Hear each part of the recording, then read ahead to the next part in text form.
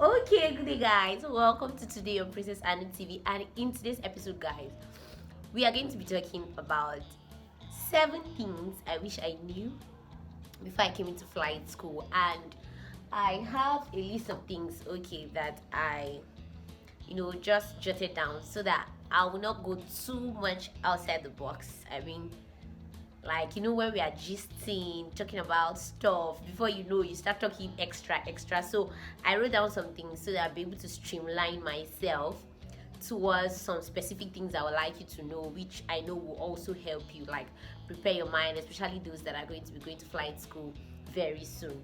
And not just that, this video is going to be I'm not going to say long, but wherever we stop, we'll continue later, because it's not everything I can actually tell you in one video. I'm just going to summarize some things for you so that you get to understand. So stay tuned, guys. I'll be right back.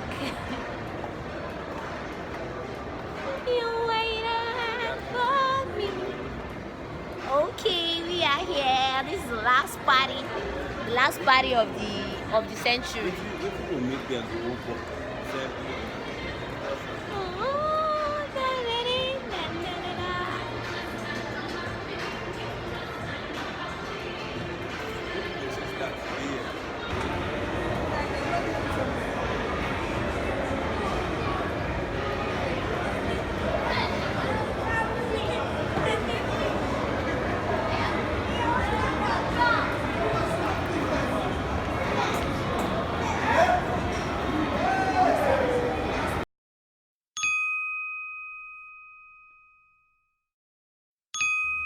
Okay, welcome back, guys. And if you're new to this channel, this is Princess Anu-TV, and we talk about aviation, motivation, and adventure. And if you've not yet subscribed, I was actually looking at my statistics, and I discovered that a lot of you are watching and you've not yet subscribed. You need this information, and like I said, I'll keep giving you this information. So I will advise that you subscribe so that you don't miss anything.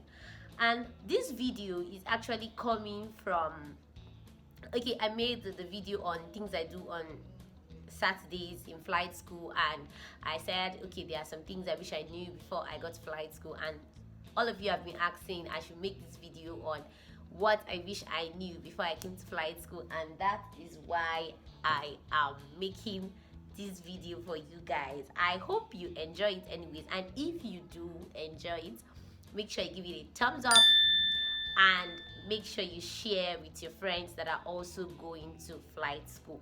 So guys, we are going to be starting, and the very first thing I would like you to know is that I wish I had known that everybody in flight school, especially NCAT in particular, came for different reasons. I mean different agendas. And this is what I mean.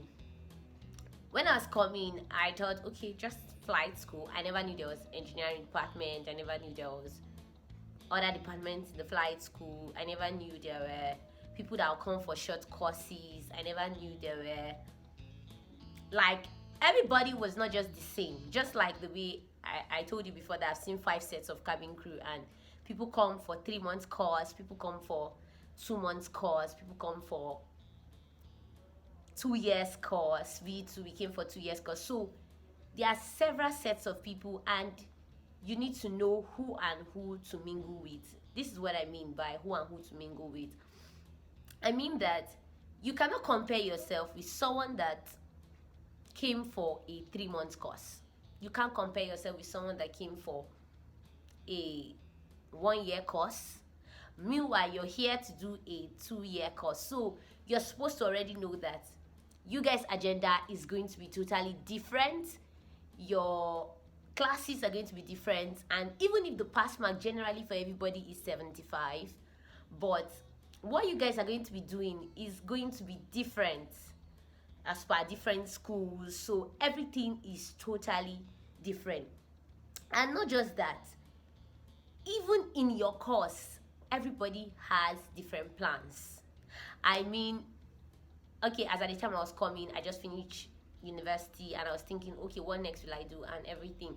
Meanwhile, some other people in my class, maybe some of them they just finished secondary school. Maybe some of them just finished a degree course or one or two things. So everybody came for totally different reasons, and your own aspiration. Like sometimes when I talk about some things, some people will be like, listen, you're rushing, calm down, But I just feel that if you know the plans or the things I have, like things I've written down, things I'm desiring to have, and all those things, you're not going to tell me I should calm down. You understand?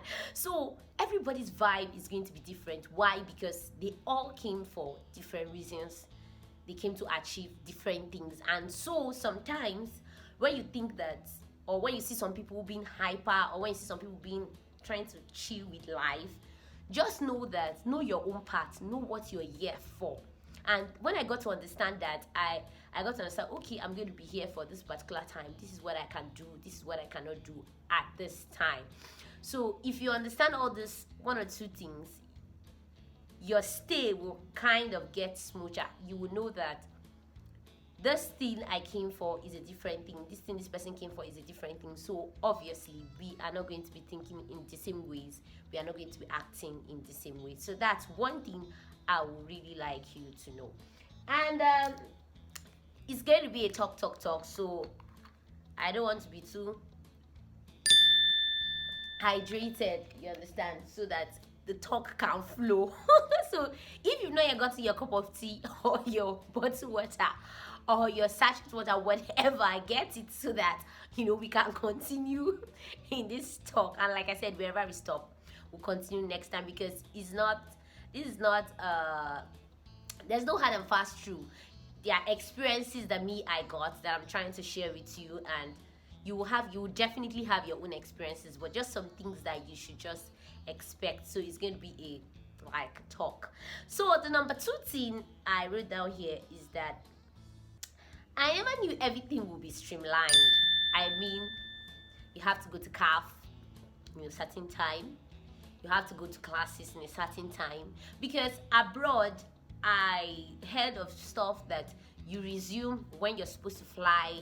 Your ground school, you can do it anytime you want, and even your flight training, you can schedule with your instructor. You fly at this time, you don't fly. But here in Nigeria, I'm telling you, it's totally different, in the sense that you have to go to CAF at a certain time. You have to report to the flight line at a certain time. You have to fly, whether you're flying or not, you must be present in the flight line. These things, actually, they have their advantages and they have their disadvantages anyways, but I wasn't expecting all these things. I was thinking that, okay, just like the way people explained it abroad, that they resume at a particular time, you discuss with your instructor. Whenever you want to fly, you fly. You can even be doing a part-time job, like you work. And that's another thing I would like to talk about. If Nigeria actually does a part-time job, I'm going to make my research concerning that and let you know.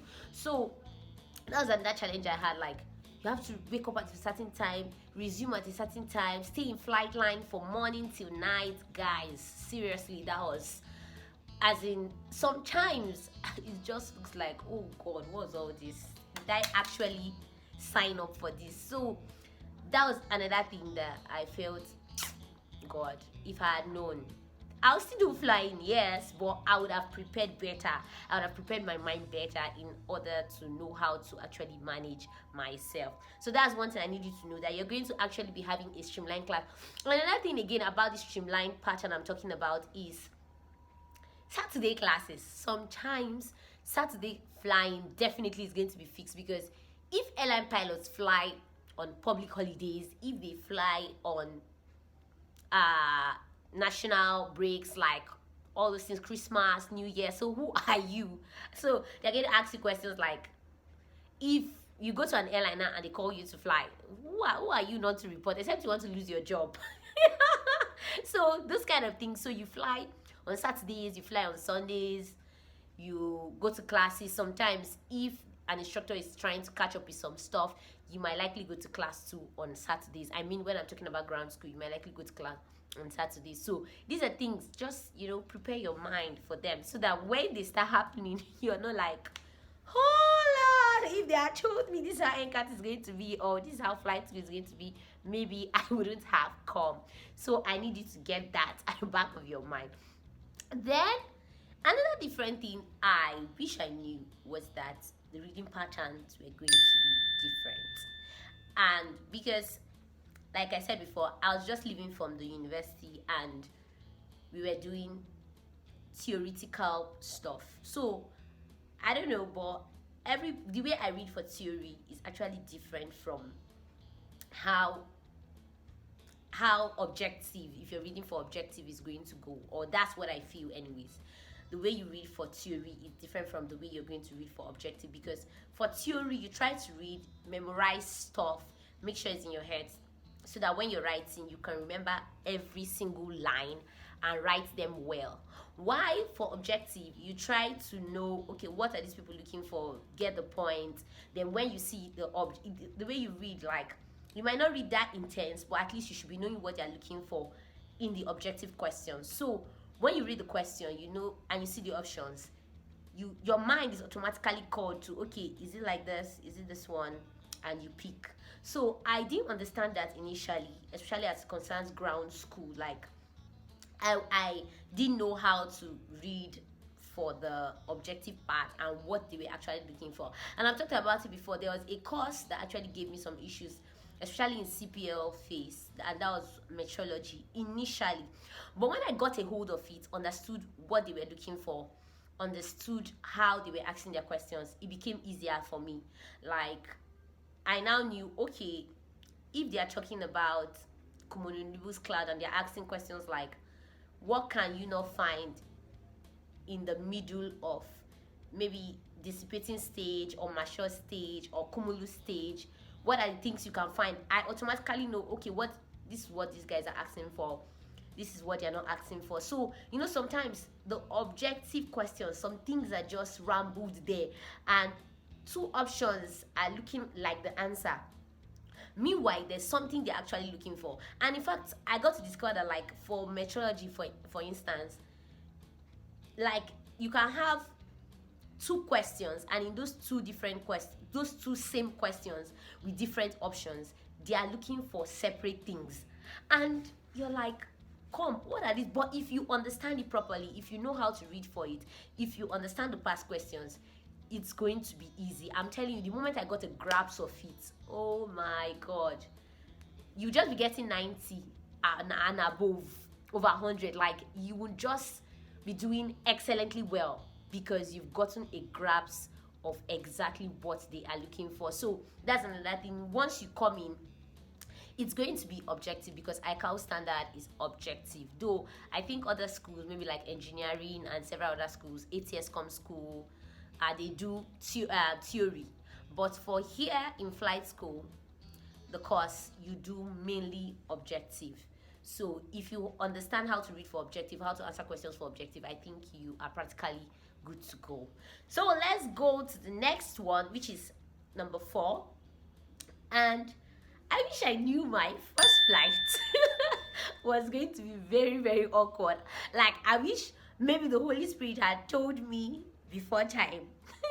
Because I was excited about my first flight in the sense that, wow, I'll be going actual, because we had stayed on ground for quite a very long time. I mean, we stayed on ground for almost a year because we did ground school for some months. Then we went for simulator. Then when that was bad, we had to go back again. So, and when it was now time to fly, like, I was super, super happy. I was like, whoa, we're going to fly. I never knew that day was going to be very awkward. And I see some pilots, even here on YouTube, they talk about having discovery flights. And I think it's a good idea anyways to go for a discovery flight. Like, what is flying going to feel like for you? Because for me, I've never flown in that kind of small cockpits with the G's is actually different from flying a passenger aircraft. That's something you should know. I mean, G's, like, you know, force of gravity is different. You know, when you pitch the control column, put it back when you're descending, even in passenger aircrafts, when you're descending, you feel it. There's a way you feel, like, it seems as if your nose is blocked, this place is feeling somehow, you understand, your body system, everything seems like it's changing. They have reasons why these things are like that. So I never knew I was going to throw up. I mean, throw up badly in my first flight. I never knew my first flight was going to be awkward. I was vomiting, and the funny thing was that I ate, so my food had not yet digested. It was just as if everything was just in my tummy. It was hanging, and it was just waiting to come out. So the moment we took off, okay, it seems like everything was fine, and the weather was hot. It was bumpy, not too bumpy, but I think I was feeling some, kind of G's throwing up and down. And before I knew what was happening, my eyes started going. I could not hold it. I could not hold it, and I threw up. And my instructor had to rejoin. They helped me clean up. I cleaned myself. I had to go and rest and continued. And this did not just happen. Okay, I vomited once, but I kept on having that feeling for maybe like up to 5 consecutive, like the next 3 flights. I kept on having that kind of feeling till my body stabilized to the G's. So if I think nowadays what they do is that if you're going for a first flight, in fact, the instructor beforehand, they will most likely tell you to take a nylon, so that in case that kind of thing happens, you can vomit or throw up in the nylon to avoid stories that touch. So I needed to explain. Okay, I think I've even made a video before concerning my first flight experience. I'm going to be leaving the link here so that you can watch, and I know you enjoyed that video because I talked about it. I also placed the whole video with me and my instructor, though you will not see the part where I vomited, but you're going to see how the flight went. So that's that. And let's go to the number 5 one. I wish I had an open mind concerning some subject. I mean, an open mind. Okay, and this is what I mean when I say I wish I had an open mind concerning some courses. There was this question they gave us to answer in navigation. They asked us to calculate, as in get the departure from point A to point B. Like, let me give an example. Like, they say an aircraft is flying from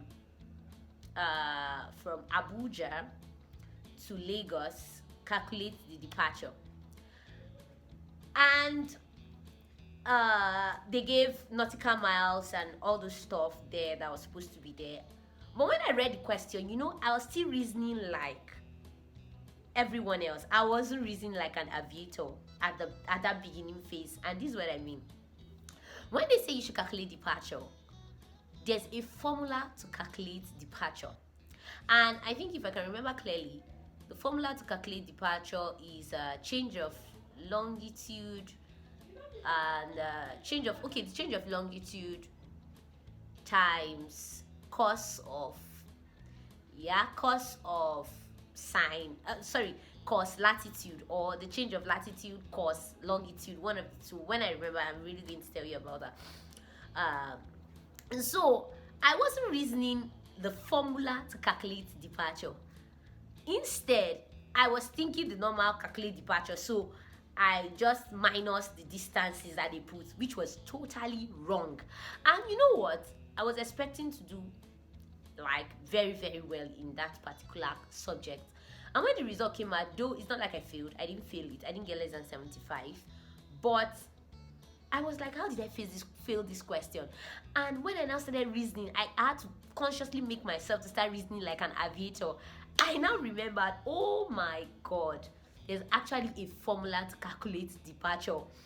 There's a formula to calculate departure. There's a formula to calculate conversion angle, all those things.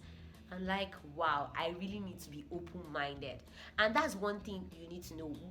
Some terminologies that are used in aviation is actually different from some terminologies that are used outside. I mean, non-aviators. Just like the way we call the ABC, Alpha, Bravo, Charlie, Delta, is different for non-aviators. If you're saying Alpha, Bravo, Charlie, okay, this is an aircraft 5 November, Charlie, Alpha, and the person is wondering, like, what's this one talking about? The person has not yet had an open mind. The person is not an aviator. So what you're talking about sounds strange to the person. And that's how it was for me initially. I had not yet opened my mind to be like, okay, now I'm in a new phase of life. Blessing, pick up. Forget about what you were thinking before. Forget about your university. Forget about what you knew before. Now, come to aviation. So that's something. If you come back, have an open mind, you are going to do excellently well. That's another thing I know. If you start having an open mind early, it's not later, then you not discover it, just like I did. I'm like, oh my god, there is a formula for this. In fact, I think I need to, okay, like I said, I'm going to show you that formula. That's what I'm talking about. Just give me 1 minute, I'll be right back. Okay guys, I quickly went to get my notes. This is my note, and I have a note like this for all my courses, and I think that's something you should do, because aviation is a building block. I mean, what you're going to do now, you're still going to do it the next 2 years, 3 years. Like, you're building on what you already know, you're building on what they've already taught you. There's no new thing. What you do in PPL, you still bring it over to CPL, and you're going to add over to it. So if you don't have a book, I mean a correct book, like you're a student, for goodness sake, like being serious with your academics, there are some things you need, your fundamentals. So if you need to have a note at least for every course, if you can, or you can combine like 2 courses in one note, just make sure you have a record of your notes and all those things. Okay, this was actually, I used this one in my PPL, and I still had to make reference to it when I got to CPL. So that's what I'm trying to say concerning getting a note. So I wanted to read out the formula for departure that I was telling you about, and that departure is change in longitude times cos latitude times 60 nautical miles. Like, so that was where I made a whole mistake. So I don't want you to do that. So have an open mind towards what you're trying to do, and trust me, you're going to catch up very fast. So the next thing, which is the number six, because I hope you're following anyways. And yeah, before we go too far, I would like to start, I think we should start a birthday shout out. So if I would like to know your birthdays, leave it in the comment section, so that whenever I'm making videos like this, I'm going to give you a birthday shout out. And I think it's a good thing to start, so that we can know ourselves, we can be friendly with ourselves, I'm doing fun things. And that reminds me, tomorrow is going to be 9th of January, and my roommate, which is, she's also an, okay, you've seen a lot of videos, both of us, you know, flying. Tomorrow is going to be her birthday, so Wahir, I'm giving you a special shout out. Yeah, her name is Wahir Kerry. You can check her on Instagram. You can also check her, I don't know if she's on Facebook. Is she on Facebook? I don't think she's on Facebook, but you can check her on Instagram and, you know, wish her happy birthday. So I would like to know your birthday. Leave it in the comment section, so that I can also give you a shout out on your birthday. So guys, let's I said number 6. Number 16 I have here is changing of instructors. That's one reality I had to face in, I would say, okay, that one I actually faced it more in my CPL phase. And because, well, God being so faithful, I have an instructor that is most of the time very much available, and he always tries to give his best, and I really appreciate him for that. My instructor, he gives his best, he's always available. But sometimes when your instructor is not available, you are assigned, if it's going to take too long, you are going to be assigned to another instructor. And this is it, you have to prove your point to another instructor. You have to prove that you can actually deliver. And this is what I mean. If you're flying with your instructor and you have done you've done so many exercises obviously with him or her, and let me ask you, you're trying to learn how to land, and you're doing circular landings, and you've done about 2 circular landings with your instructor, and he's like, okay, I think I can trust this girl, I think I can trust this guy, and you are about to, maybe he's planning on sending you solo, and it's like, okay, let's do 2 more landings. He already has that trust in you. He knows what you can deliver, he knows what you cannot deliver.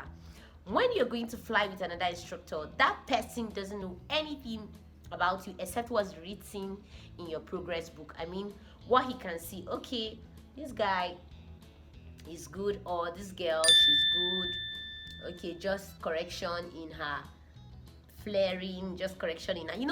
This guy just knows what is written about you. He doesn't know your capability, so you're always going to prove a point. So if you're going to be changing instructor, if by eventually give you an instructor that is not always very much available, you're going to be changing instructor, and it affects handling and it delays. So I will advise you that before you come to flight school, I'm telling you the truth, just start praying that, Lord, let me have an instructor that has me at heart. Let me have an instructor that will most of the time be available for me. And Lord, give me a good instructor. Seriously, the instructor I have, I'm very, very much happy, because part of the reasons why I've gone far is not because, oh, I'm so super good, I can fly excellently well and all those things. I'm not saying I'm not good. I'm trying my best. There's no, I heard of something that there are no good pilots, there are only safe pilots. If you fly today and you can fly tomorrow, then you are a good pilot because you didn't kill anybody and you didn't kill yourself. So what I'm trying to say is just pray ahead of time and trust God that you're going to get a good instructor, that you will not be changing, because you have to prove your point to every person you're flying with, that you can actually do things and you're not going to kill anybody, because student pilots are seen as potential killers. Actually, when you fly with your classmates, you will know if that person is actually a potential killer. There are people you might not really want to fly with because you're like, this one should not kill me. So that kind of stuff. So that's what I mean by changing instructor. I didn't face it that much, but when I faced it, I understood that, oh Lord, I'm grateful for giving me an instructor that is available. So that's it. So the last thing, I said I'm going to be giving you 7. Several other things will come in other videos. Maybe when we are gisting, when we're talking, I can tell you some other things that I wish I had known before I came to flight school. But for now, let's leave it at 7. Let's leave it as simple, straight to the point as possible. And I wish this one, it pains me so very much. I mean it, like this particular one I'm about to read out, it hurts me, because like I said, my first point was that everybody came here with different agendas, and this last one, well, let me just say it. You will not be treated as an individual in some very serious phases of your flight training. You are going to be treated as a class.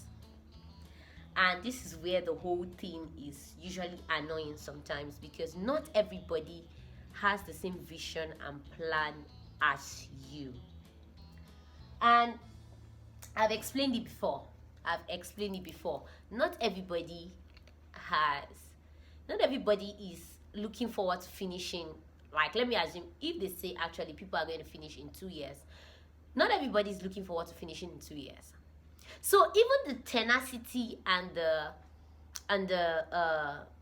vibes they add towards getting to that goal is different from the one you're adding. Please excuse me. If by adventure, like, you're trying to struggle, okay, let me be fast, let me finish so that I can move to the next level. Even when you get to that next level, you will have to slow down and wait for your other classmates to move on before you can actually go anywhere. Because you have to do ground school together, you have to do some level of flight training together. If you're going for night rating, they have to send all of you together.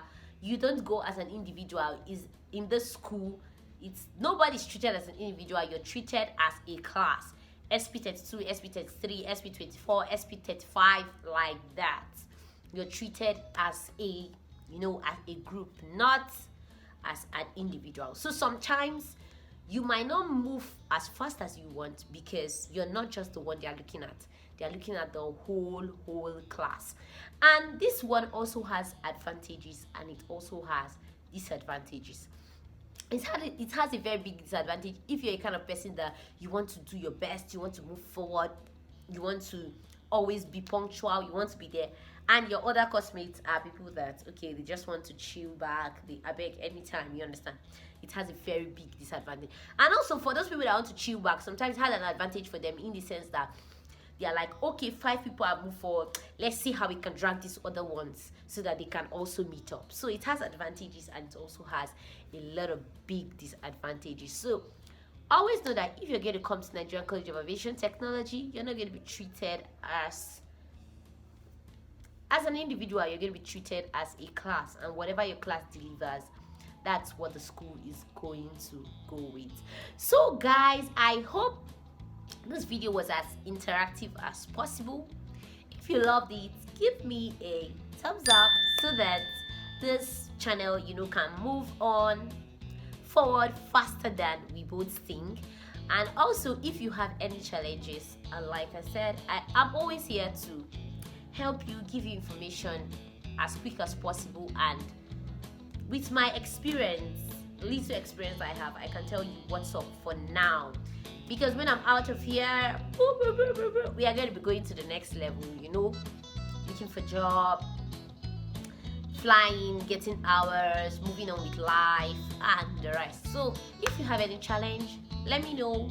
And don't forget to leave your birthday in the comment section. I would like to see it. I would like to give you a shout out. And if you've not yet subscribed, make sure you click on the subscribe button and click on that bell so that whenever I post any video, you will be able to see it. So guys, bye till meet next time.